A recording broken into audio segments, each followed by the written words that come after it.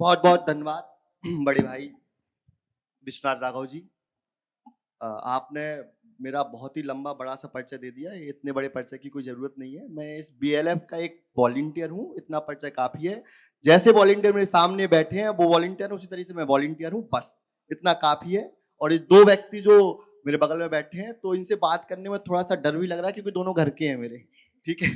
तो घर के व्यक्तियों से बात करने में ज़्यादा परेशानी होती है।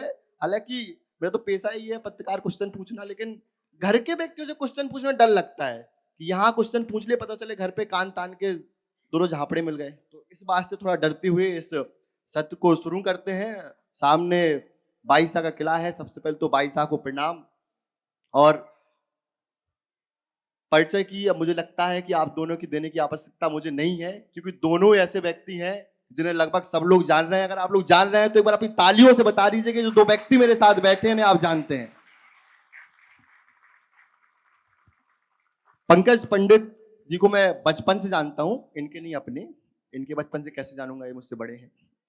कविता जी पिछले बीएलएफ में, बीएलएफ 3.0 में हमारे बीच में अपने एक गीत अपनी टोली के साथ परफॉर्म करने आने वाली थी, लेकिन किन्हीं कारणवश नहीं आ पाए थे लास्ट में। तो कविता जी भी हमारे साथ पहली बार नहीं जुड़ रही, लंबे समय से जुड़ी हैं। अब बिना देरी करते हुए सीधे सवालों पे आते हैं, क्योंकि लोग सवालों के आंसर जानने के लिए बैठे हैं, मेरी पंचायत नहीं सुनेंगे। ठीक है पंकज भज्जा, ऐसो बताओ हमें कि जैसे हमें पतो है वो कि आप कोटा गए थे शुरुआत में नीट की तैयारी करवे, जो बायोलॉजी से मैं आपको बैकग्राउंड है वो बायोलॉजी के बैकग्राउंड से निकल के सीधी ओज भरी कविता एकदम टेढ़ी मेढ़ी या फिर ऐसी वैसी है, ना पूछो पूछ मूछ हमारी कैसी है, वो फांसी का फंदा चूंगा जिस भगत सिंह ने, और मूछ हमारी उस जैसी, ऐसी कविताएं लिखने लगे।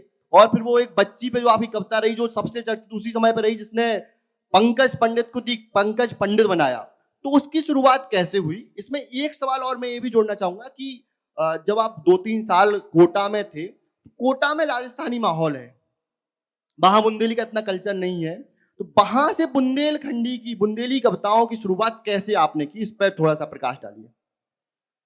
पहले तो आप सभी जनन को राम राम। और आज के सत्र की सबसे अच्छी बात क्या है कि बुंदेलखंड लिटरेचर फेस्टिवल को जो आयोजन है, तो बुंदेलखंड में चर्चा हो रही, बुंदेली बोली में चर्चा हो रही, यह सबसे अच्छी बात है। नहीं तो होत का है कि हिंदी फिल्म के अभिनेता और अंग्रेजी में भाषण दे के निकल जाए, का मतलब। तो आप सब जनन को पहले तो ये चीज खिलाना धन्यवाद। अब दूसरी बात कि आपने जो है कहा कि बुंदेली में कैसे कविताएं निकल गई, आप तो नीट की तैयारी कर रहे थे। दरअसल कविदास जी ने लिखा है, मसी कागज छुओ नहीं कलम गई नहीं हाथ। कविता और कला ये ईश्वर का वरदान है। ये हमारे प्रयासों से इसमें निखार तो आ सकता है, लेकिन हम इसे उत्पन्न नहीं कर सकते हैं। तो आप ऐसे ही समझ लो कि कविता जो है, कविता और कला, जे कविता नहीं जा कविता, कविता और कला, ये दो ही चीजें वरदान स्वरूप ईश्वर ने प्रदान कर दी। अपन केवल माध्यम है, ये चीजें मिल जाती हैं, अपन माध्यम है। और आज झांसी के किला के प्राचीर के सामने बैठ के आज जो कविता की ही चमत्कार है, जो कविता को ही सामर्थ्य है कि हम आप सबके बीच में बैठे हैं। और रही बात बुंदेली कविताओं की, तो बुंदेलखंड की माटी और राजस्थान की माटी को तेवर पानी लगभग एक जैसो है। इसे बुंदेली को उते ज्यादा कठिनाई नहीं भाई। इते महाराजा छत्रसाल है, उते महाराणा प्रताप है, उते हारी रानी है, इते झांसी की रानी लक्ष्मीबाई है। अब आदमी पूछे कौन लक्ष्मीबाई, तो बेई रानी लक्ष्मीबाई, जिन्होंने अपने पृष्ठ भाग पर अपने शिशु को बांधकर अंग्रेजों के दांत खट्टे कर दिए, लेकिन झांसी के स्वाभिमान पर कोई आंच नहीं आने दी। आज भी अगर लंदन के लोग झांसी का नाम सुन लें तो उनके माथे पर पसीना छूट जाता है। यह केवल बुंदेलखंड की ताकत है। तो जब बुंदेलखंड को व्यक्ति हिंदुस्तान को आजाद करा सकत, आजादी की चिंगारी तैसे उठा सकत सन 57 की, तो हम जैसे आदमी को राजस्थान में बुंदेली कविताओं लिखने में ज्यादा कठिनाई तो नहीं आए, हमें तो मानत है। तो जैसे हमने पंकज भज्जा से उनकी शुरुआत से शुरू करो, लेकिन हम आपसे शुरुआत से शुरू कर रहे हैं, हम पिछाई से शुरू कर रहे हैं। अब ये कई पैटर्न अपना है तो आज जीवन कर लेंगे, तो ये कई ऐसे सवाल पूछने लगे। तो जैसे कि जो कड़ी बग रही थी, वो भात बग रो, तो वो समेट गाओ क्या नहीं, समटो के समेटे में लगी है आप। अबे तो राय तो बगरने हैं अबे अबे पूरो बगरो नहीं है।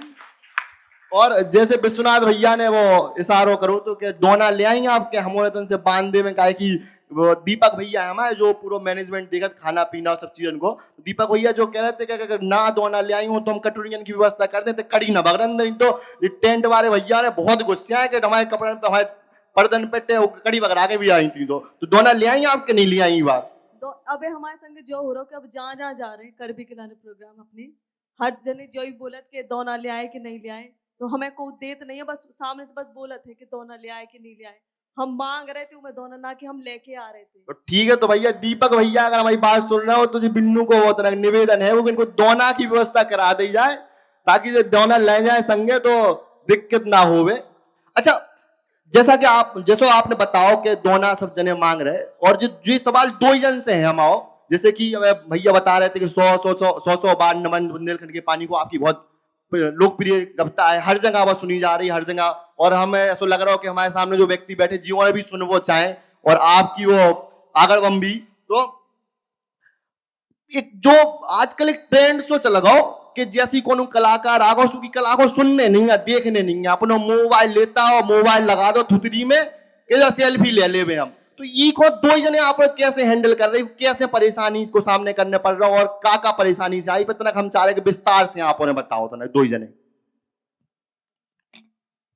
बोले पहले। नहीं नहीं, कविता जी से बोलो, हम तो कहेंगे लेडीज फर्स्ट हो तो तुम जो है सो क्या कर रहे हो, आप ही बता दो पहले। फिर नहीं, झांसी में तो झांसी की ना भाई लेडीज फर्स्ट होना चाहिए। जैसे ही आप बता भी रहे थे कि पीठ पे बच्चा को बांध के भाई अच्छी भाई खूनी, तो वो सामने वो दिख भी रहा हो स्तंभ जितन से खूनी थी, जो रोड भी बनो कि यही रोड से खून के घोड़ा को दौड़ाती हुई चली आई थी। तो आप ही से निवेदन है कि पहले आप ही बताओ, शुरू कर दो तो जाना ठीक है। जैसे दिक्कत तो कछु नहीं जात, वैसे सही बताएं तो हम काहे कि अगर आपसे प्रेम कर रहे लोग और आपके साथ सेल्फी ले रहे हैं, पर दिक्कत जब है जात कि जैसे हम जा रहे अपना शो करवे या फिर स्टेज पे जावे से पहले ही आदमी आ जात के सेल्फी।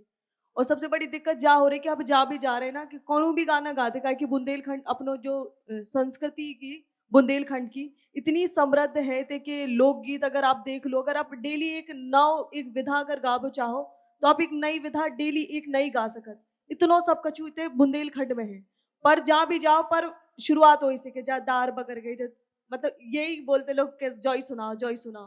तो दिक्कत मुझे इस बात से भी है कि मतलब और भी चीजें हैं जो सुनने लायक हैं, माना कि हाँ चलो ये वायरल हुआ था, अच्छा था, बढ़िया था, पर बहुत सारी चीजें जिनके बारे में लोगों को जानना चाहिए और सुनना चाहिए, मुझे लगता है ऐसा। तो का आप उन्हें का कह रहे कि जो अबे बाद में अपन इनसे जो ही दार वगैरह गई सुनने के और सुनने, हाथ तालियां बजा के बताने का सुनने, दार वगैरह गई कुछ दूसरो दार जब इतने भी ताली बगरने सबको, सब जन दार वगैरह भी बैठे। तो जो ही पंकज भैया से भी जो ही निवेदन है तुम्हारी ये क्वेश्चन को कि जो सेल्फी वालों जो सिस्टम चल रहा है ई पे आप का क्या वो चाह रहे हैं? देखो हमारा मान वो है, बड़े प्रबुद्ध लोग बैठे, समय के हिसाब से सत्य भी बदलता है। जैसे अपने यहाँ सती प्रथा थी, समय आओ बदल गई, बाल विवाह है, ठीक है, पुनर्विवाह, ये सब चीजें बंद भी हुई, शुरू हुई, अभी भी कुछ चीजें हैं। जैसे संविधान में संशोधन हो जाए समय के हिसाब से, ठीक है, वैसा ही हो सेल्फी को दौर है, इसे आदमी सेल्फी ले रहे, दौर खत्म हो जाए कछु और आ जाए, हम फिर से वेल बॉटम पैंट पहन रहे, जो बड़ी बात है, आप समझ रहे हम क्या वो का चाह रहे। तो स्थिति कुल मिला के जाइए कि अपन घूम फिर के आ होता ही रहे। हालांकि बुंदेली माटी केवल वीरता की माटी नहीं है, इतिहास से बहुत ज्यादा है और आनंदित बहुत है हर आदमी अपने आप में। सेल्फी ले रहे, कोनो भी काम पर करो मर्यादा में रह के करो, कोनो चीज बोझ ना बन जाए। अगर 2 लाखों ज्यादा सजा दो तो जोकर लगन लगत। तो हमारा मतलब भैया सेल्फी केवल सेल्फी तक रहे, अच्छी बात है। अब अगर अपन ज्यादा परेशानी दे दो उस चीज में तो दिक्कत तो होने लगे, स्वाभाविक है ना। आपकी बिल्कुल सही बात है कि अगर कोनो भी चीज जानना करी जाए तो अति सर्वदे विजयते, मतलब विजयते नहीं वर्जते, सॉरी, तो अति हमेशा खराब होती है। दूसरी बात आपसे हम जानना चाह रहे हैं कि जैसे कि बनारस घराना संगीत के नाम बहुत ही चर्चित है, मतलब ना केवल पूरे भारतवर्ष में, पूरे विश्व में बनारस घराना बड़ा चर्चित है, दिल्ली घराना बड़ा चर्चित है और जयपुर घराना भी चर्चित है। अपने बुंदेलखंड में हालांकि एक छोटा सा घराना है मैयर घराना, लेकिन वो बड़ा चर्चित नहीं है। तो जब ऐसे अपने यहाँ बड़ा कोनो चर्चित घराना नहीं है, तो ऐसे में आपने अपने संगीत की शिक्षा कहाँ से ली, एक तो जो हमें जानने, दूसरी चीज जो है कि काफी सारे बैठे हुए हैं कलाकार हमारे सामने, या जो रुचि रख रहे होंगे, कलाकार अब न बन पाएंगे लेकिन उनकी रुचि हुज्जे संगीत में, तो वे कैसे अपनी संगीत की यात्रा शुरू करवे और कहाँ से वे अपनी संगीत को शुरू करवे, तो तनक ई पे प्रकाश डालो आप तनक के, ताकि जिन्होंने को भी पता चलवे और आपकी भी संगीत की यात्रा कितने शुरू हुई जो हम उनको पता चलवे। जैसे अब इससे पहले जो सत्र चल रहा था वो में भी गुरु शिष्य परंपरा की बात करी गई थी। हाँ बिल्कुल, रंजन सर बहुत ही अच्छे से वो टॉपिक बताए थे, ऐसा लग रहा हो तो बैठ के जी बोलते रहे अपन सुनते रहे, इतनी अच्छी बातें कर रहे थे कि लगा ही नहीं रहा तो कि हम उनको भी ऊपर चढ़ने पर, तो उसके बाद तोड़ दबाव पर वो हम पे कि उनने ऐसी बड़ी बातें कर दी कि हमें लग रहा हो कि हम जो हमने पूछा कम हल्को न हो जावे तनक चीजें। तो उनको हम जो बतावो चाहत कि जैसे गुरु शिष्य परंपरा रात ना उमें संगीत में भी बहुत ज्यादा मायने रखा था, काहे कि जब हमने शुरू करो सीखबो तो एक बहन सर थे हमारे छतरपुर में रात में, तो उनसे सीखबो शुरू करो तो हमने संगीत अपनो 2021 की बात है कि 2021 में अपनी मतलब छतरपुर में रहती उर्मिला पांडे, नाम सबने सुनो हुई है, तो उनसे सीखबो शुरू करो तो हमने वैसे ऐसे बैठ के तो कभी नहीं सीखो, यूट्यूब से उनके गाना सुने, इस साइड ऐसे सीखो हमने उनसे। तो गुरु को हो वो बहुत ज्यादा जरूरी हो संगीत में, चाहे कौन सी भी फील्ड हो, तो गुरु को हो वो बहुत ज्यादा जरूरी रहा, काहे कि संगीत एक प्रैक्टिकल सब्जेक्ट है कि हम का गा रहे, एक गुरु के सामने अगर हम चीजन का गा भी या फिर प्रैक्टिस कर भी ना तो गुरु आपका सही सलाह दे है कि आप का गलत कर रहे का सही कर रहे, तो एक वो होता है। और हमारी जो शुरुआत भाई बात तो मतलब छतरपुर में इतना ज्यादा संगीत को माहौल ना हतो तो बहुत ज्यादा दिक्कत भी रही हमें। उसके बाद फिर हम भोपाल गए सीख भी के लाने, फिर हमने उतने से संगीत में मास्टर करो और बुंदेली 2021 से कर ही रहे, गा ही रहे, अपनी दादी से सीखो, मम्मी से सीखो और अब कर ही रहे हम। जो हम एक चीज और मैं जानना चाह रहे थे कि जो नए लोग हैं जी अगर सीख वो चाह रहे हैं संगीत, चाहे बुंदेलखंडी में या फिर हिंदी में या कौन और दूसरा, तो कैसे शुरुआत करें, कैसे गुरु के पास जाएं, का मतलब का पहले इनके चरण पहलो कदम का होवे, जैसे मान लो कोनो व्यक्ति है घर ही में है वो उन्हें संगीत की ना कोई शिक्षा लाई ना कुछ जान के, तो का पहले कदम रहे उनके। सबसे पहले तो एक अच्छा गुरु ढूंढो, काहे कि बिना गुरु के संगीत की शिक्षा तो नहीं ले जा सकत, काहे कि अगर आप यूट्यूब से भी सीखत ना तो आप यूट्यूब से बस चीजें जान सकत, पर उखा सही कर रहे गलत कर रहे वो आपका नहीं पता चल रहा जब तक आपको एक गुरु नहीं है। और सबसे पहले कि जब हम संगीत शुरू करत ना ऊके लाने अपन को एक स्केल जो होत ना वो निर्धारित कर वो बहुत जरूरी होत, वो अपन को गुरु बताओ कि संगीत में ऐसा होत कि जैसे हारमोनियम आपने देखो ही है, हारमोनियम में 3 सप्तक होत, तो सप्तक में शुरुआत होत सी शार्प, इसे इन्हें स्केल कहो जात, तो स्केल एक अपनो जब स्केल ऐसा निर्धारित करो जात कि अपने एक स्केल से 300 नीचे चले जाएं और ऊपर के सा से तार सा से 300 ऊपर चले जाएं, ऐसा स्केल निर्धारित करो जात। तो उकेलान हमें लगत कि गुरु को होना बहुत ज्यादा जरूरी है, जब तक गुरु ना हुई है मतलब संगीत की अपन शिक्षा तो ले रहे पर सही ले रहे जो अपन को पता ना चले। यही से एक सवाल हमें और जोड़ने को मन कर रहा है लेकिन उनको हम तरह बाद में जोड़े, पहले पंकज बच्चा तरफ जात, इनने एक बात कही थी बात ना भूल जाए कि बुंदेलखंड में जितने एक वीर रस होते कि हास रस भी है, तो हमने जो जानबो चाह रहे कि कभी पंकज पंडित केवल वीर रस लिखत कि कहूँ हास रस या श्रृंगार रस भी लिखत, और दूसरी चीज एक और है कि एक बड़ी बात देखी जात कि हम तो जो ही देखत कि पंकज पंडित हमेशा एकदम वीर रस में रहते, एकदम जोश में, तो घरे ये हास्य या श्रृंगार रस में भी रहते वीर रस में बने हमेशा के 24 घंटा एकदम वीर रस के मूड में, तो ई पे तना बताओ भज्जा के का कि श्रृंगार ही है वो वीर ही है कि श्रृंगार और हास्य भी है। हर सिक्के के 2 पहलू होते हैं, हर जगह थोड़ी निवेदन करो जो चिल्ले आगे। भाई स्थितियां तय करती हैं कि आपको कैसे क्या प्रदर्शित करना है। अब रही बात वीर रस की, चूंकि कलम है जिसको रुझान आ जाए वही ठीक है, हमें ऐसो हमारा मान वो है, हमारे जब हम कविता लिखे तो प्रधानता वीर रस की है, हमने हास्य नहीं लिखो, श्रृंगार थोड़ा बहुत लिखो, जैसे कि एक मुक्तक है, जीवन को त्योहार नहीं करने वाले, पहले जैसा प्यार नहीं करने वाले, चाहे उम्र गुजर जाए तन्हाई में मगर तुम्हें स्वीकार नहीं करने वाले। तो हमारा प्रेम भी वीर रस जैसो है। और बुंदेलखंड की माटी में बैठे हम, बुंदेलखंड से आउट हैं, बिहारी जी ने बड़ी अच्छी बात लिखी कि अंबर के बीच में प्रवाह पौन मंडल को, मंडल के बीच में झलाझल झांका है, झलाझल तेज बीच जलाजल जाग रहो, जलाजल तेज बीच धरातल ताका है, कहत बिहारी इस खंडन पे खंड रचे, खंडन के बीच नौ खंडन को नाका है, और 9 खंड बीच में विराजो वीर आर्य खंड, आर्य खंड बीच में बुंदेलखंड बाका है। और हम जिस संस्कृति, जिस सभ्यता, जिस परंपरा से आते हैं, अगर ये युवा पीढ़ी, अगर हम ही, अब चूंकि हम का है वो जल्दी तेवर में तो आ जात, बुंदेलखंड के आदमी की आदत भी है जल्दी औकात में आ जात, इसलिए हम उतने जहां वो नहीं चाह रहे, लेकिन इतने को पानी ऐसो है कि आदमी अपने आप जो है अपने, जैसे जब 14 वर्षों का वनवास हुआ राजा राम को, तो उन्होंने 14 में से 12 वर्ष अपने बुंदेलखंड में बिताए, चित्रकूट में रहे। रहीमदास जी ने लिखा, चित्रकूट में रम रहे रहीमन अवध नरेश, विपदा जा पर विपदा पड़त है सो आवत यही देश। मतलब राजा राम जब वनवास को समय आया तो वे बुंदेलखंड में आए, 14 में से 12 वर्ष बिताए। और जो अपन को सौभाग्य है कि अयोध्या में तो मंदिर राज बनो, लेकिन हमने सदियों से राजा राम के रूप में, राम को राजा के रूप में अपने ऊर्जा में बिठा के रखो। तो बुंदेलखंड को तेवर, बुंदेलखंड को पानी हमें लगा सबसे अलग है। इतने बच्चा भी आनंद मिलत, नीम के पेड़ के नीचे बैठ के अपन पूरे देश की राजनीति घुमा दे। एक दादा को 20 को बिंडल पिया दो, देखो पूरी राजनीति उतार चढ़ा कर दे बैठा के। वो बीड़ी पियो, हमारे तक कहावत है, बीड़ी पियो 75 की, झाम उतारो कलेक्टर की। ताकि बुंदेलखंड के कड़कड़ की बात अलग है, बाकी आप और सब समझे। तो यही से तो जो हम पूछ रहे थे आपसे कि बीरस में क्या है कि जैसे हमने सवाल करो वो जवाब दे दिया, आप तुरंत बीरस में आ गए। तो यही से जानना चाह थे कि पंकज पंडित जो हमारे सामने बैठे वैसे हमेशा बीरस में बने का। और दूसरी चीज, आप हो तालियां बजात रज्जो, तो जियो ने 2 जने ऐसे व्यक्ति हैं कि आप हो तो बैठे हुए थे, खाली कुर्सी डरी होती तो खाली कुर्सियों से ताली बजवा लेते। जो 2 जने ऐसे व्यक्ति हैं तो बजात रज्जो, तो खाली कुर्सी बजवा लें, ठीक है।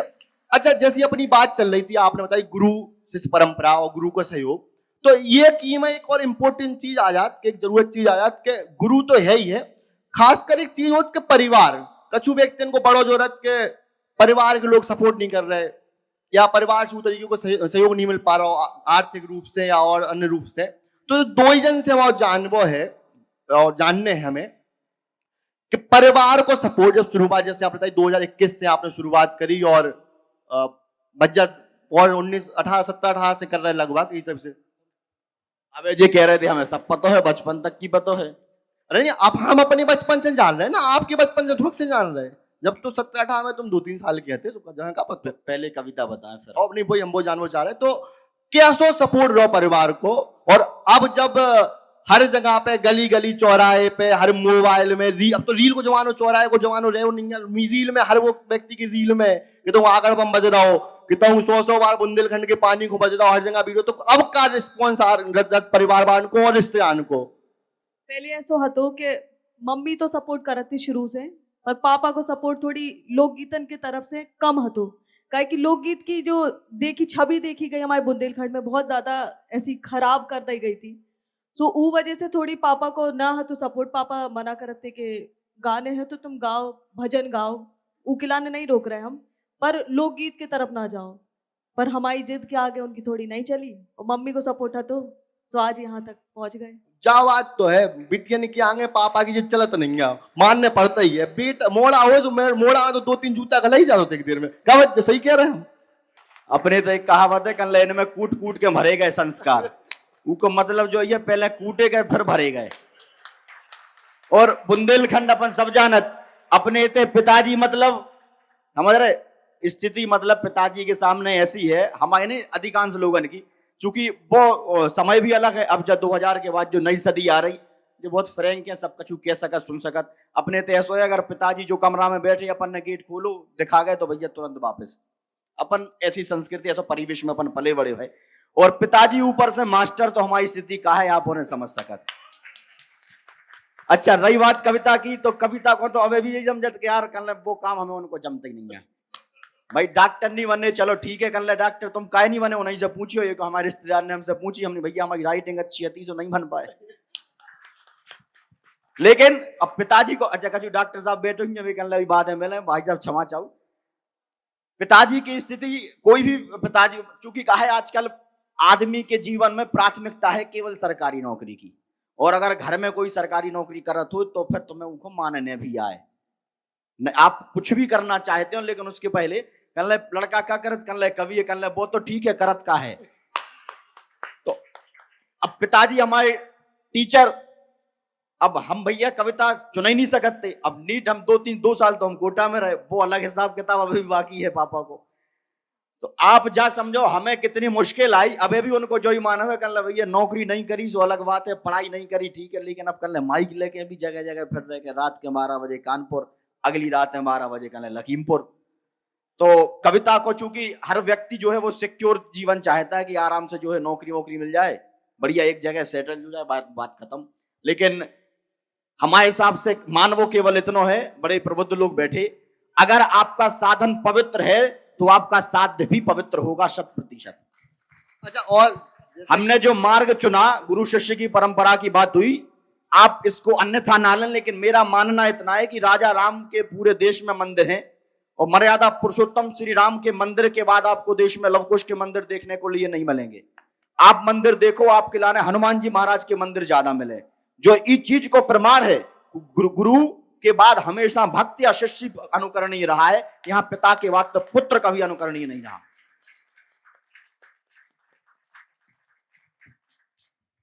एक आध दो सवाल अब हम और पूछे, फिर आप अपने सवाल तैयार रखियो, काहे कि बातचीत में मजा आ रहा हो, तो हमें लग रहा हो कि आप उनको भी सवाल पूछने को मन कर रहा हो, चेहरा बता रहे हैं आप उनके। तो एक चीज जा है कि जैसे कि आपने एक और संगीत, आपने अपने अजवाब में तो इशारों भी करो कि जो अपना लोकगीत हो रहे उनमें फुहड़ता ज्यादा हो गई, अश्लीलता ज्यादा हो गई, जबकि बुंदेलखंडी इतनी अच्छी भाषा है, बुंदेली इतनी अच्छी भाषा है, अपने पास इतने अच्छे अच्छे संगीत हैं, पुराने संगीत इतने अच्छे रहे, कविताएं अपने यहाँ कवि केशव, तुलसी ऐसे कवि रहे, लेकिन कविता में भी आजकल गिरावट आ गई, तुकबंदी आ गई, अश्लीलता आ गई, और लोकगीतन में भी। तो दो ही जन से जो ही हमें जानने के का मतलब इको लग रहा हो अपनों कारण की तरीके से इको काम करो जाए होगा, का काम करें कि जो तनकी से दूर हो पाए। तो ई पे तनक जवाब। मेरा मानना है कि जो लोग अश्लीलता या फूहड़ता फैला रहे हैं वो इसलिए फैला रहे हैं कि लोग उसे सुन रहे हैं। तो उनसे ज्यादा जिम्मेदारी आप लोगों की है, जो लोग कह रहे हैं और जो सुन रहे हैं। कहने से ज्यादा जिम्मेदारी है सुनने वालों की। अगर आप सुनना देखना पसंद कर देंगे तो उनकी दुकान कल से बंद हो जाएगी, लेकिन दुकान चलवा आप लोग रहे हैं तो चल रही है। अब रही बात साहित्य को खत्म होने की या संस्कृति विरासत को बचाने की, तो भाई साहब कोई भी चीज खत्म होने वाली नहीं है। इस मुगालती भ्रम में कोई व्यक्ति ना रहे, ना खत्म कोई कर पाएगा। ये समानांतर चलने वाली चीजें हैं, लेकिन जब तक हमारे और आप जैसे लोग जिंदा हैं, जब तक बुंदेलखंड का ये त्योहार जो हम और आप मना रहे हैं, साहित्य की परंपरा को आगे बढ़ा रहे हैं, जब तक ऐसे लोग जिंदा हैं तो निश्चित रूप से ना साहित्य पर कोई खतरा है, ना बुंदेलखंड के काव्य जगत पर कोई खतरा है। ये चराचर चलने वाली चीजें है, चलती रहेंगी। बाकी हम और आप अगर जिम्मेदारी से सामने आएंगे तो वो चीजें खत्म हो जाएंगी। आपको भी पे का मत है कि लोकगीत में जो अश्लीलता फैल रही, तो ये पे मतलब कला का जैसे बच्चन बताओ के दर्शक ई तरीके से मांग ना करबे तो तक ना आपको का मानो के कलाकार का कर सकत अपनी तरफ से ई पे के जो तना कम हो जावे अश्लीलता वाली चीजें चल रही। देखो हमें लगत ना हर एक चीज के दो पहलू होते, एक अच्छो और एक बुरा हो, ठीक है। ऐसा नहीं है कि बस अपनी बुंदेली में फूहड़ता है या फिर कोनो और संगीत में नहीं आ। तो हमें लगत ना कि हर एक संगीत में हमने देखने को मिली है, पर हमें ऐसा लगत कि जैसे अपनी भाषा का हम मातृभाषा बोलत, मतलब माँ बोलत, तो हमें लगत कि ऊ में अगर हम गलत शब्दन को प्रयोग कर रहे तो यह बहुत गलत बात है।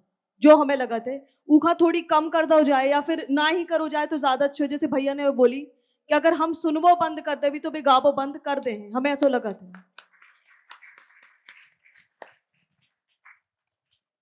अच्छा, आपने लंबे समय से कविता लिख रहे, ठीक है, अलग अलग विषय पे कविता लिख रही, तो अबे कितनी कविता लिख रही और कितनी बाकी है, इको अगर आकलन लगाओ जाए तो काबे मन करत के और कितने लिखने, अबे कहाँ तक पहुंची और कबे अबे कहाँ पहुंच गए और कहाँ तक पहुंचने हैं। तुलसीदास जी ने कहा है, कवित्व विवेक एक नहीं मोरे, सत्य कहूं लिखी कागज थोरे।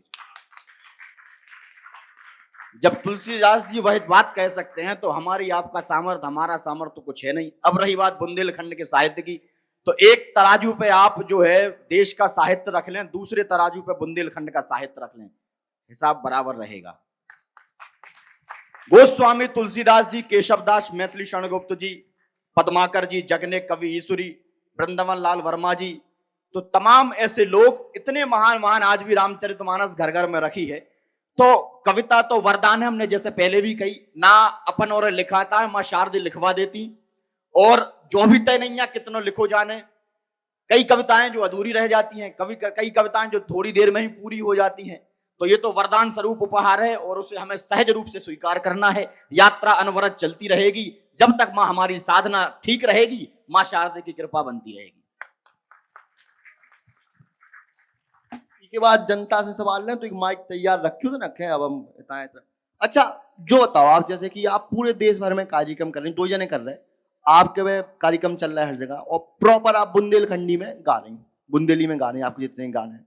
तो जैसे कि तो ठीक है, लेकिन दूसरी जगह जैसे जा रहे होते हैं, अगर दूसरी भाषा के व्यक्ति हैं जो बुंदेलखंडी को बिल्कुल नहीं, बुंदेली को बिल्कुल नहीं समझ पा रहे, खासकर तमिल मलयालम के व्यक्ति हैं, उतने कैसे हैंडल होती चीजें और उन तक आपकी भावनाएं कैसे पहुंच पाती? संगीत की सबसे बड़ी, हम पहले एक बात बताते हैं कि संगीत की जो है वो भावनाएं हैं जो लोगों तक पहुंचती हैं, मुझे जो लगता है। काहे कि हम जब दिल्ली गए और हमने दिल्ली में बुंदेली परफॉर्म करो, उते एक भी मतलब बुंदेली का जानने वाले तो नहीं हते, मतलब कि जो बुंदेली शब्दन का समझ रहे थे, वे बस संगीत का समझ रहे थे और ऊपर थिरक रहे थे। तो सबसे बड़ी बात ये यही है कि जरूरी नहीं है कि हम बुंदेली जान रहे कि दूसरे लोग जान रहे, उते पे जाके हम बुंदेली का परफॉर्म करें तो वो हमारे लिए एक प्राउड वाली मोमेंट रहा कि हम अपनी बुंदेली का रिप्रेजेंट कर रहे हैं ऐसी वाली स्टेजन पे जहाँ बुंदेली का नहीं जानो जा रहा, फिर भी लोग उनको परफॉर्म मतलब ऊपर डांस कर रहे हैं या उनका एंजॉय कर रहे हैं, और बहुत बड़ी बात रहा। सवाल अगर आप लोग ना चाहें तो 1-2 सवाल हम लोग लेंगे, उसके बाद सत्र को 2-3 हाथ उठ रहे हैं इस तरफ से, तो सवाल ले लें तो ना भज्जा, फिर उसके बाद आगे अपन को बढ़ा रहे चर्चा को। नमस्कार, मेरा सवाल आप दोनों से है। मैं भी एक संगीत और साहित्य प्रेमी हूँ, मेरे दिल्ली घराने से संगीत की शिक्षा रही है। तो पहला सवाल आपसे है कि जो बुंदेलखंड मैहर घराना है, क्या आप उसको आगे बढ़ाना चाहते हैं, और आगे बढ़ाना चाहते हैं तो कहाँ देखते हैं? और उसके बाद मेरा दूसरा सवाल पंकज भैया से है, जो कि आपका अनुज छोटा भाई भी रहा हूँ, तो कॉलेज के बारे में भी सुना है, आपने पहली कविता देशभक्ति पर लिखी थी, तो वो आपसे सुनने की गुजारिश चाहूँगा। और उसके बाद दूसरी लाइन, बाबर पे छाती पर हमने राम लिखा है देखो, बस ये गुजारिश है छोटी सी आपसे। इसके बाद एक सवाल और लेंगे हम लोग और जवाब दोनों। जैसे आप मैहर घराने की बात कर रहे हैं, तो मैहर घराने से अबे हमाओ कछु ऐसो लेवो देवो अबे है नहीं यहाँ, और ऐसा हमें पता है कि घरानन में इतनी आसानी से एंट्री भी नहीं मिला कि हाँ का बढ़ाएं आगे बढ़ाएं, तो इतनी तो अब हमारी क्षमता है नहीं, अब खुद हमें बहुत सीखने हैं, अब तो अभी हमारी इतनी क्षमता नहीं है।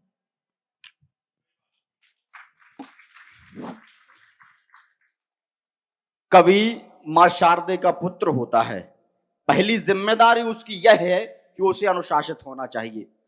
दूसरी बात, कथनी करनी एक होनी चाहिए। स्थिति देश की ऐसी है कि पनघटों से आज पानी कौन भरना चाहता है, जो भारत का मूल है मैं वहां ले जाना चाहता हूं। और ये 4 पंक्तियां कवि यथार्थ लिखने का प्रयास करता है। बुंदेलखंड की माटी जिस तेवर के लिए जानी जाती है, मैंने 4 पंक्तियां लिखी कि पनघटों से आज पानी कौन भरना चाहता है, मरघटों पे प्रथम जाकर कौन मरना चाहता है, और भोजनों में भोग 56 चाहते हैं सब, मगर गांव में खेती किसानी कौन करना चाहता है। तो ऐसा ना हो कि हम बुंदेलखंड की बात करें और चौराहे पे बुंदेली बोलवे में शर्म आ जावे।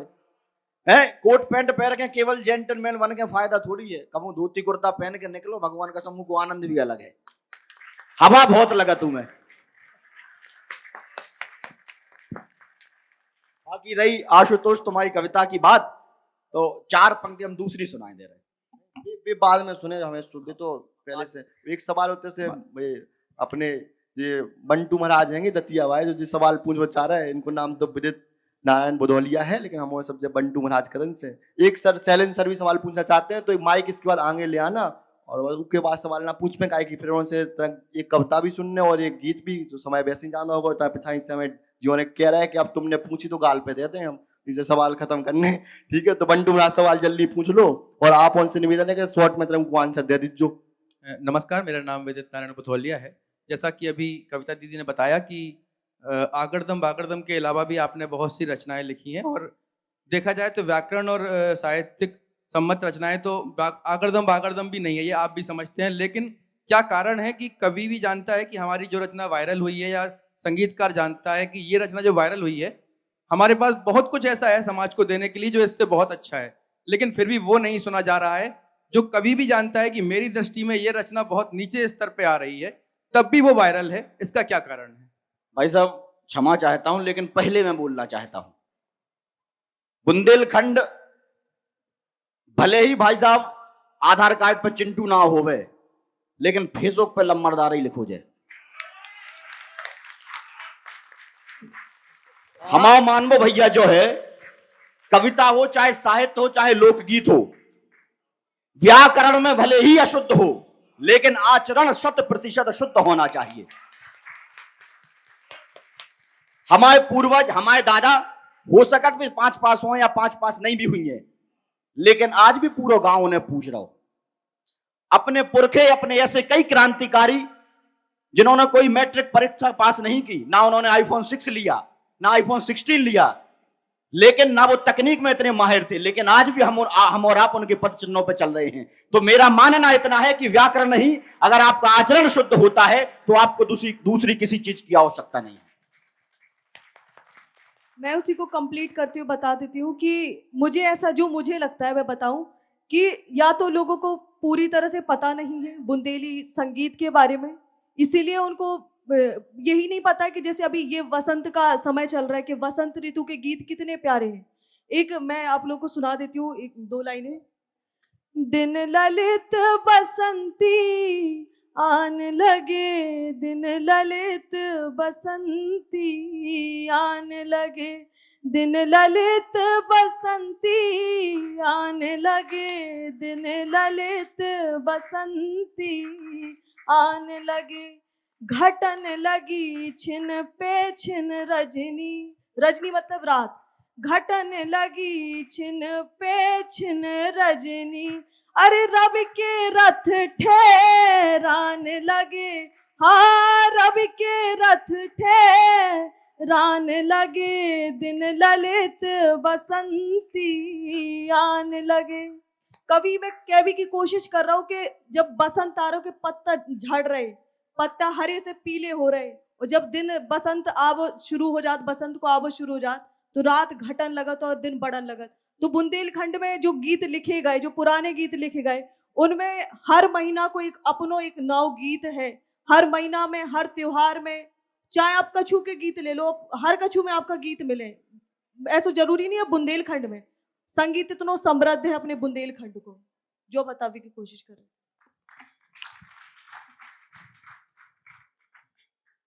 हेलो, नमस्कार। मेरा एक प्रश्न है आप लोगों से कि बुंदेलखंड के साहित्य में बाल साहित्य की क्या स्थिति है, जरा उससे हम लोग को अवगत कराइए। बाल साहित्य कितना लिखा जा रहा है, और पहले से अगर कुछ समृद्ध इतिहास है तो थोड़ा उसके बारे में जानकारी दीजिए। बाल साहित्य इन दिनों मुझे लगता है कहीं ना कहीं पुराने समय के कहीं ना कहीं उससे पीछे है, क्योंकि ना तो बाल साहित्य की तरह व्यक्तियों का ध्यान है, ना कवियों का ध्यान है। चूंकि भौतिकवाद का युग है और हर व्यक्ति अपनी दौड़ में है कि मुझे जैसे तैसे करके वहां पहुंचना है, लेकिन जो मूल चीजें हैं जहां से नींव मजबूत होती है, अगर हमारी नींव कमजोर होगी तो हम उस पर बड़ी इमारत बनाने की कपोल कल्पना नहीं कर सकते हैं। भाई साहब ने जो सवाल किया बिल्कुल सही है। इन दिनों मुझे लगता है कि बाल साहित्य लिखने वाले बहुत कम लोग हैं, उस पर भी लोगों को आगे आकर लिखना चाहिए, ताकि नए बच्चे जिन्हें अतीत की उपलब्धियां भी अपनी पीठ पर लाद कर लानी है और जिन्हें हिंदुस्तान के भविष्य का निर्माण भी करना है, उन लोगों को अच्छा साहित्य उपलब्ध हो सके। आदरणीय सर, मैं इसमें कुछ चीजें जोड़ना चाहूंगा।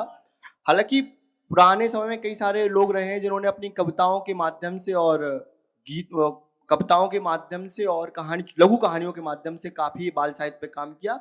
हालांकि अभी बीच का जो लंबा समय रहा, उस समय में बाल साहित्य पे बहुत कम काम हुआ है। लेकिन अभी हमारे बीच में सर बैठे थे, उनकी एक किताब आई है बालू और मलंगा, उन्होंने बहुत अच्छा बच्चों के ऊपर लिखा है। यहाँ पर प्रतिहारी एक श्रृंखला के लेखक बैठे हमारे साथ, अभिनव जैन जी, ये काफी अच्छा फैंटेसी में काम कर रहे हैं बच्चों के लिए। बुंदेली पे नहीं लिखा जा रहा है, हिंदी में, लेकिन बुंदेलखंड के लोग लिख रहे हैं, बुंदेली भाषा में तो नहीं लिखा जा रहा है।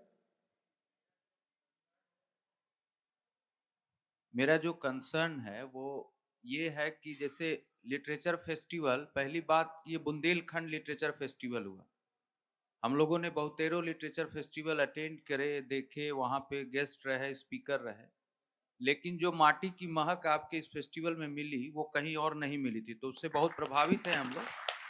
और आपके जो ये डिलीवरीज दी जा रही हैं, जो स्पीकर्स हैं, उनके भी स्टैंडर्ड बड़े अच्छे लग रहे हैं, जमीन से जुड़ी हुई बातें हो रही। हवाई साहित्यकार बदनाम है रूमानी बातें करने के लिए, लेकिन यहाँ जमीन की बात हो रही है। 1 मिनट जरा शांत रहो यार। तो उस सिर्फ प्रश्न नहीं है, उसमें एक कंसर्न है। सिर्फ बुंदेलखंड के बाल साहित्य की जो आपको कमजोरी नहीं बता रहे हैं, ये पूरा साहित्य ही जो नींव है ना, जैसा उन्होंने कहा ना कि हमारा जो समाज है उसकी इकाई है बच्चे, और हर घरे परिवार बने पाठशाला। तो अगर परिवार की पाठशाला है तो पाठशाला में जो शाला है, जो किताब है, वो कहाँ है? तो आप कंसर्न रखिए इसको। ऐसे सवाल को आप सिर्फ सवाल महज मत समझिए।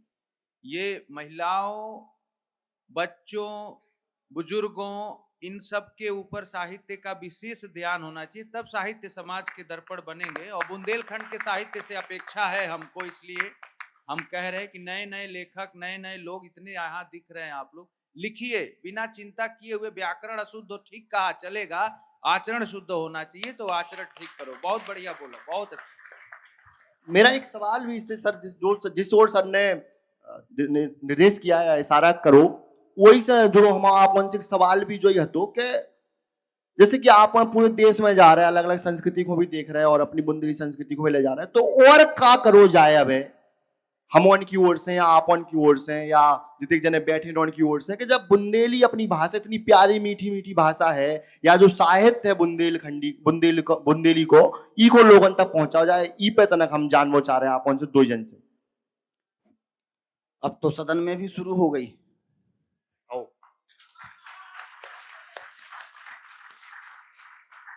ऐसे ही आयोजन होते रहे, आप और हम मिलके समानांतर रूप से अगर अच्छे तरीके से काम करते रहे, तो निश्चित रूप से जहां तक पहुंचना चाहिए, सीमा तो कोई है नहीं, सब अनंत है। आगे तो अपन भी अनंत ही जा रहे, पता नहीं कहां तक पहुंचने और कब तक जाना है, कब तक की यात्रा है, कोई चीज तय नहीं है।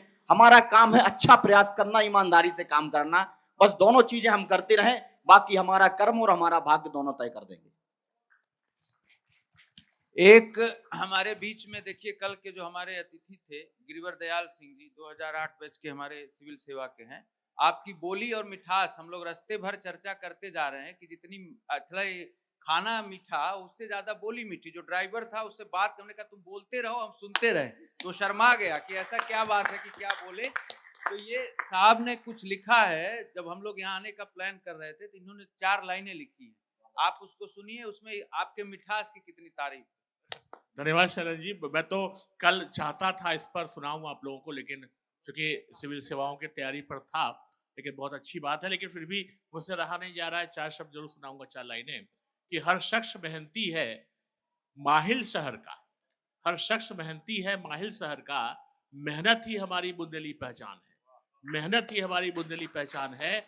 और गुलाब जामुन मशहूर है शहर उरई का, गुलाब जामुन मशहूर है शहर उरई का, और उससे भी मीठी हमारी बुंदेली जुबान है। तो ये बहुत बड़ी बात थी। धन्यवाद, थैंक यू, बहुत बढ़िया। तो अब आपने बताओ कि इन्होंने हम अब कविता और जो गीत की गुजारिश थी बा कर में कि 1-2 सवाल और ले ले, तालियों के माध्यम से। तो अगर आप कविता और गीत सुनते हो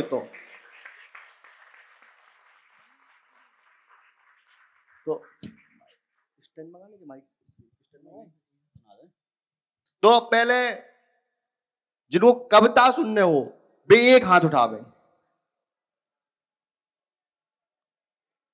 और जिनको गीत सुनने पे 2 ही हाथ उठावे।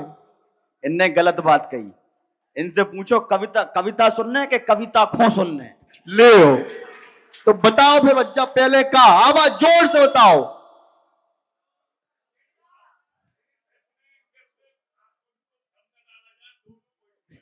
नहीं सुनो अनमोल, जो बुंदेलखंड आए इतने को आदमी आइसक्रीम भी 4 ही तरफ से चाटत के ज्यादा मीठी कौन तरफ से है, मतलब उन्हें सुनने सब है के कचू नहीं रहे, उन्हें सब पता है, लेकिन फिर भी वो चमाने बैठे। अच्छा आपने तो एक और कहावत है, सोवे को तो जो चाय जगा दे, चमाने वाय को पौनी जगह पर। कुंजा बाबू ने सब चमाने बैठे।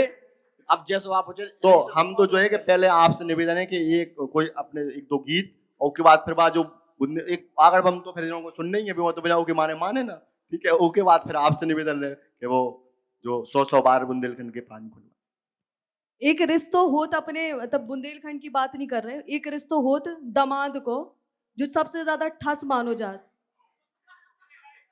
है ना, कल हमारे कि वे अपने ससुराल में अगर वे चले गए तो वे एकदम ही अकड़ में रहे कि जैसे जने पता नहीं प्रधानमंत्री आ गए कि को आ गए।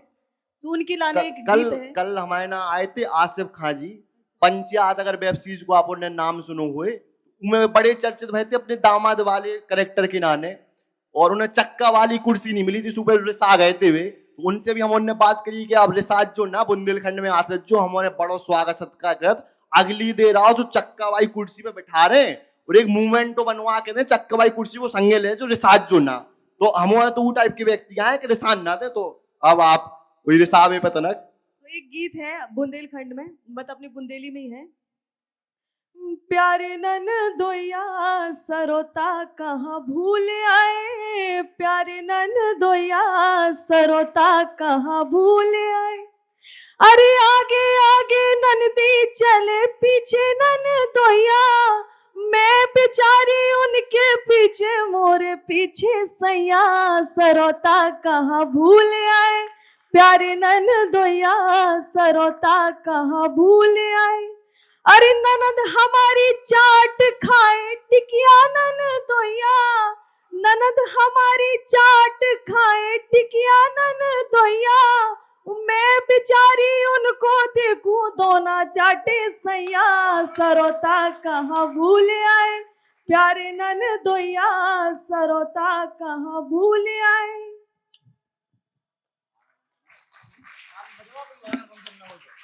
तो आगर बम नहीं सुनने आप में लग गओ को आगर बम नहीं सुने जीवन कितने का बच्चा बिन्नो रो ओ बच्चा बिन्नो रो पछाई बाय ठाड़े काय हो गए बैठ जाओ तो ना कि यार तुमने सोई एकदम दम चोरो दे रहे हैं।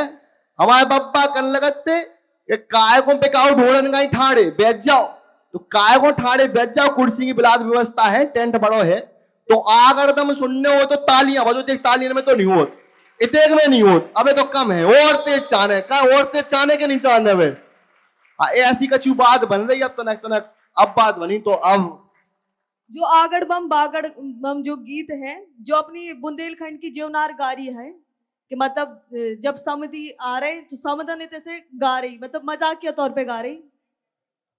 आगड़ दम बागड़ दम नौन ज्यादा मिर्ची कम के खाओ तो मोर पर से हम घर में से निकरे रे पट परे जीना पे जतार बगर गई दोना काय ना ल्याए, जो भात पकड़ गो दोना काय ना ल्याए, जकड़ी बगर गई दोना काय ना ल्याए।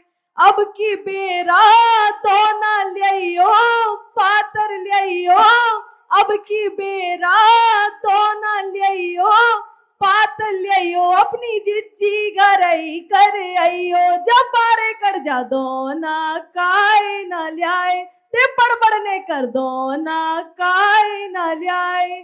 आगड़ दम बागड़ दम नौन ज्यादा मिर्ची कम के खाओ तुम मोर पर से हम घर में से निकरे रिपट परे जीना पे जादार बगर गई दोना काय ना ल्याए, जो भात बगर गो दोना काय ना ल्याए, जक्कड़ी बगर गई दोना काय ना ल्याए।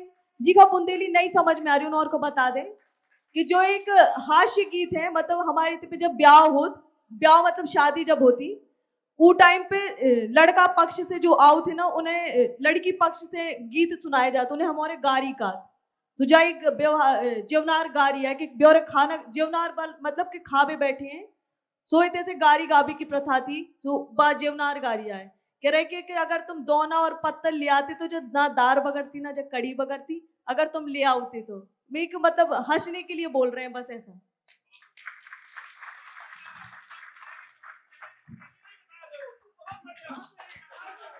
आदरणीय सैलन सर और गुरुवर सर का मैं ध्यान एक और आकर्षित करना चाहूंगा कि जब ये सत्र शुरू हो रहा हो तो जो सत्र शुरू हो रहा हो तो बिलास सीटें खाली नहीं थी, आदमी हतो ना। और बुंदेली की ताकत देखो आप कि वॉलंटियर को और सोफा लगाने पड़ रहे, कुर्सी लगाने पड़ रही, भीड़ इतनी आ गई। तो बुंदेली क्या है?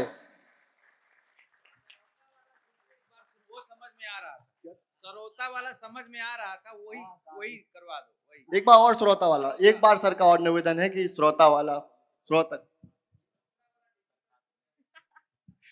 पंकज भैया कह रहे सर सरोता से ना सुपारी काट के खा तुंगे तो इसे सर को वही सुनने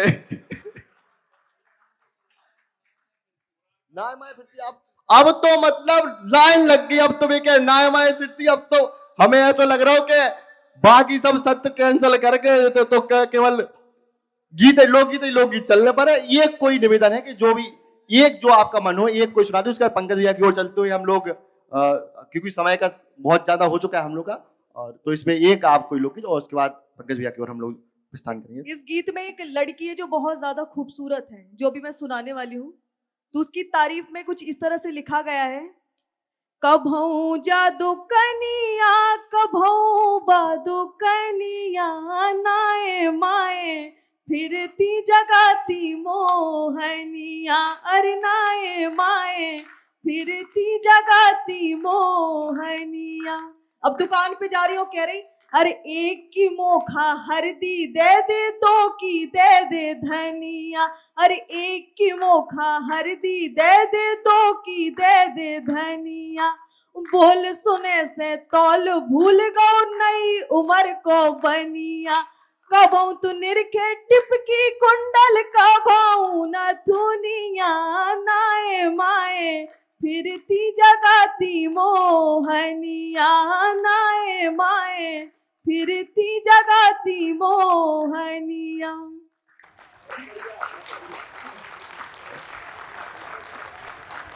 तो बार बार ऐसे आधे सालों के सत्तापनों खत्म करने, तो आपसे निवेदन है कि बा कविता पूरी पढ़ने, लेकिन आधी नहीं पूरी। 100 बार बुंदेलखंड के नमन बुंदेलखंड के पानी को पूरी स्टैंड मंगा देगा तो ये मजा ना आ रहा है कि आप स्टैंड वाले व्यक्ति हो, बिना स्टैंड के नहीं पढ़त। आज ऐसे ही चल जाए। ठीक है, तो ठीक है, बजाओ भैया एक बार हमारे सम्मान में तरह। देखो जे बिन्नू हती तरह मान जाती कम ताली में चल जाती, ठीक है। जे का है कि जे सीधी सादी व्यक्ति जो ताली ना बजाओ तो कति नहीं है। जे व्यक्ति ऐसे हैं कि ताली ना बजाओ ताली बजवा ले। जब बात पहले कही थी हमने खाली कुर्सी से ताली बजवा है, तो व्यक्ति है जो बजवा ले से बजात रचो, ठीक है। तो ये कौन और तरीके से बजवाए तो मजा ना आए। बंटू महाराज कहाँ गए? बंटू महाराज अब देखो, आप कविता की व्याकरण भी देखो और कविता के आचरण भी देखो। 4 पंक्तियां बुंदेलखंड को समर्पित कर रहे, बड़े महनीय लोग बैठे सुनो। पन्ना में विराजे मन मोहक किशोर काना, राजा राम जू की राजधानी है बुंदेलखंड। बुंदेलखंड की यात्रा हिंदी भाषा में। पन्ना में विराजे मन मोहक किशोर काना, राजा राम जू की राजधानी है बुंदेलखंड। तुलसी बिहारी पद मां का रस से बाणी पुत्र, मेरे देश भारत की बाणी है बुंदेलखंड। तो आला रण मत राजा खेत सिंह छत्रसाल, लाला हर दौल की निशानी है बुंदेलखंड। लाला हर दौल की निशानी है बुंदेलखंड। वो झांसी वाली रानी मर्दानी बलिदानी की जवानी की कहानी स्वाभिमानी है बुंदेलखंड।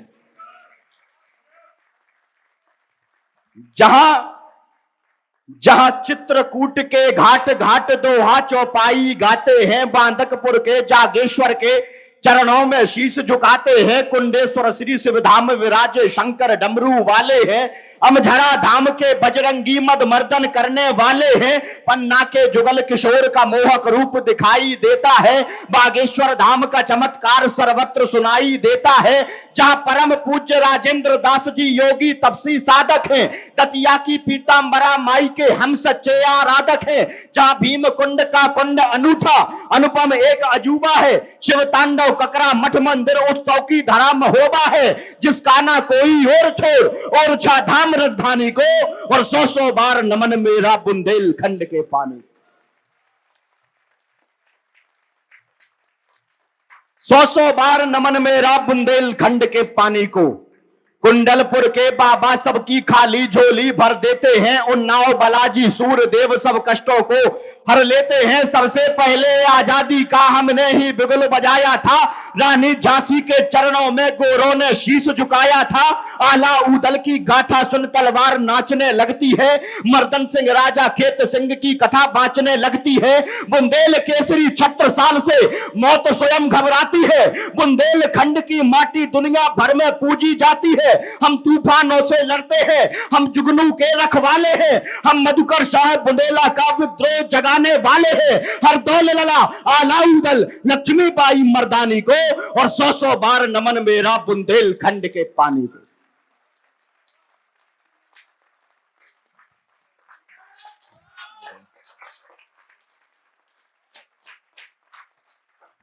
और बुंदेलखंड के महापुरुष आदरणीय सर बैठे, आपको सौंप रहा हूं। हम ध्यानचंद का जादू है, रानी झलकारी की कटार, मैथिली शरण की पंचवटी, हम उमा भारती के विचार, हम ओज तरुण सागर का है, दद्दा जी के अनुयायी हैं, हम देश राज के लोकगीत और बांदा की तरुणाई हैं, हम है हमीरपुर से अमीर और भाग ईश्वरी गाते हैं, हम आशुतोष राणा का अभिनय दुनिया को दिखलाते हैं, हम आशुतोष राणा का अभिनय दुनिया को दिखलाते हैं। बलदेवगढ़ की है तोप हमी और खजुराहो की शिल्प कला, हम गौर डॉक्टर हरि सिंह, हम ही देवगढ़ की मूर्ति कला, जलधारा यहाँ जटाशंकर की चंदेरी की साड़ी है, कालिंजर अपराजेय दुर्गगढ़ पहरा सिद्ध पहाड़ी है, तुलसी पद्माकर कवि के सबके गूंज रहे स्वरवाणी को और 100 बार नमन मेरा बुंदेलखंड के। और आखिरी बंदिश कविता का पढ़ रहा हूं और अब तालियां नहीं, तालियों का विस्फोट इस बुंदेलखंड के महोत्सव में देखना चाहता हूं। पंक्तियां पढ़ता हूं। हम गेहूं मटर चना सोया उड़दा की फसल उगाते हैं, हम सेरा राई बधाई नौरता दुनिया को दिखलाते हैं, मानो या ना मानो सच में ना बहन भलो ना भैया है, हमने दुनिया को बतलाया सबसे बड़ा रुपया है। लालित ललितपुर का हम ही परुआ सागर की हरियाली, तहरोली गुरसराय में रस बरसाती अपनी बुंदेली, प्रसिद्ध कौच की रामलीला कालिपी व्यास का मंदिर है, लंका मीनार जालौन की ऊंची किला अनोखा समथर है, बुंदेली मेला हम दमोह का टीकमगढ़ का नजरबाग, हम रहली खुरई गड़ा कोटा के भजन कीर्तन राग फाग और आदि शक्ति जगदम्ब पठा देवी अंबे कल्याणी को और 100 बार नमन मेरा बुंदेलखंड के पानी। बहुत बहुत सुंदर। एक बार खड़े होकर जोरदार तालियां बजाइए इस सुंदर सी कविता के लिए। स्वागत है आदरणीय पंकज पंडित जी का इस बुंदेलखंड के अद्भुत के लिए। बहुत बहुत धन्यवाद है आप दो जन को।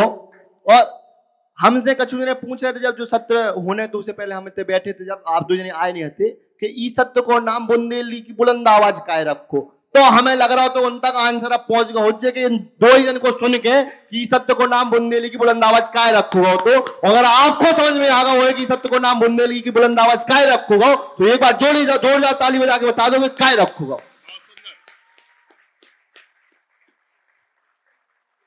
एक बार फिर से आप उनको बहुत बहुत धन्यवाद कि आपने तुनो अपनो बहुमूल्य समय दो। अब आप दो जन के कार्यक्रम लगे हैं, कविता जी के कल और परसों 2 ही कार्यक्रम थे, आज रात के शायद एक कार्यक्रम है, कल एक कार्यक्रम है और देश भर में भगत जा रहे जी, लेकिन ना सोए आए वो नहीं ऐसा कार्यक्रम हो रहा हो कि अपनी बुंदेली की बात हो तो हम जरूर आए। पंकज भैया को भी जाने हैं, रास्ता में जब सुबह से लोवर टी शर्ट पहन के आए थे, गाड़ी में इनके कपड़ा बनवा के तो बैठा दो, समय नहीं है तो बैठ जाओ।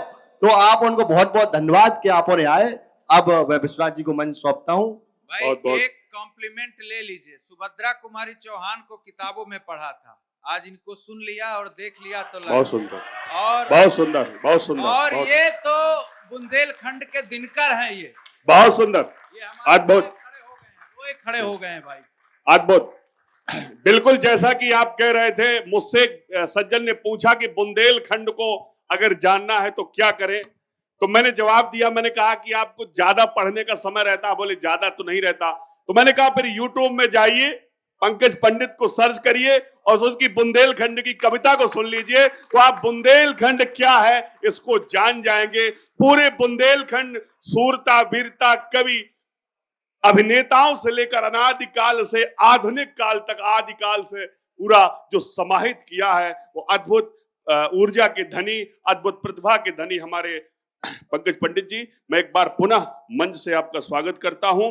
दूसरा, हमारी बहन कविता जी उपस्थित है। उन्होंने बुंदेलखंड की पारंपरिक लोक गायन को किस संजीदगी और किस मैं क्या शब्द दूं, मुझे शब्द खोजने पड़ रहे हैं। जैसा कि वो कह रही थी कि सब लोग डरते थे, जो इतनी फूहड़ता आ गई थी। आपने कितना मर्यादित गीतों को सौंपा है, जो हमारे इतने मीठे गीत हैं। और मैंने आप सबने शहद खाई होगी, कोयल की बोली सुनी होगी, लेकिन आपकी क्या भाषा है। ऐसा लगता कि मां सरस्वती साक्षात हमारे सामने इन कविता जी के शब्दों में बैठकर उतर आई हैं। और निश्चित दोनों विभूतियों के मस्तक चेहरे की तरफ देखता हूं तो क्या ओज है, क्या प्रकाश है। ऐसे दमकते हुए मस्तक ये रानी झांसी की मिट्टी, बुंदेलखंड महाराज छत्रसाल की धरती की हो सकते हैं। दूसरा, ज्यादा समय नहीं लूंगा। आपने कहा पंकज भैया ने कि बुंदेलखंड के बारे में तो एक कहावत है कि 100 दंडी एक बुंदेलखंडी। बुंदेलखंड से बाहर के जो लोग बैठे उनको बताना चाहता हूं कि 100 लाठी वाले लड़ने वाले हो और एक अकेला अगर बुंदेलखंड का है तो 100 के बराबर है। पहले तो ये हमारी कहावत है। दूसरा, राम के लिए भी कहा है कि जब तक राजा राम रहे चित्रकूट में तब तक तो रहे, जब छोड़ दिया बुंदेलखंड तो दो पड़े हैरानी में, पानीदार यहां का पानी, आग यहां के पानी में। दूसरा, प्रेम की बात हमारे पंकज पंडित जी कर रहे थे कि बीरस वाला अनमोल जी पूछ रहे थे। तो बीरस की कवि की बड़ी समस्या होती है। ये वैलेंटाइन डे या किसी खास मौके पर पत्नी से प्रणय निवेदन जब प्रेम के लिए कहता है तो तब भी कहता है कि मैं निवेदन के साथ कहना चाहता हूं कि मैं तुमसे बहुत प्रेम करता हूं। तो बीरस की कवियों की कुछ इस तरह की हालत है।